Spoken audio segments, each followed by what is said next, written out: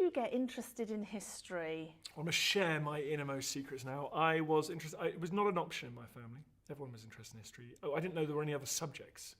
Yeah. It came as a nasty shock when I went to school and discovered there was maths and English and science and things. And so we're all history mad. My grandmother, was an oral historian, the great Welsh tradition. She would tell me stories about generations of our family, and she'd make it very relevant to me because she gave me the sense that these people weren't just relics in the past. My great Tide, my great grandmother, my great Nine, they were people whose actions fundamentally were at the very foundation of my life. So why was I a tall English kid with a Canadian passport living in West London, in a privileged surroundings? Well, it was because of decisions that had been made by my Tide, the other great grandfather who went out to India to make his fortune, whatever it might be.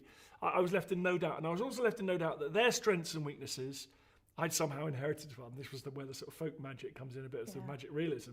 But those people mattered in my life because she'd say, "You're just like your great aunt Megan." Now and I'd be like, "Oh God, I better concentrate on this if I'm just like her," So it felt like I was part of a continuum, and then other members of the family were obsessed. My auntie's a wonderful academic historian at Oxford University and writes great books. My mum and dad were journalists, which is history adjacent, really. You're trying to find out what happened. You're trying to work out what is going on. Whereas great historians like you work out what happened 50, 60, 100 years ago. Mum and dad would try and work out what happened a couple of weeks ago. So, but the skills are very similar, and it's the sort of first draft of history. So, and then in our kind of recreation time, we just try. Britain is wonderful. It's got this incredible concentration of historical sites and museums, and buildings and battlefields and castles, and we every single weekend we just go and visit them. That was no other option. I didn't know there was any other pastime. And we hated it as kids, obviously. We'd rather been kicking a football around, doing something else, going to McDonald's.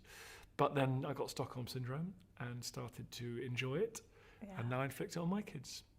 So they're going through exactly the same. So what about the importance of history then? Because isn't it surely just a sort of an academic subject?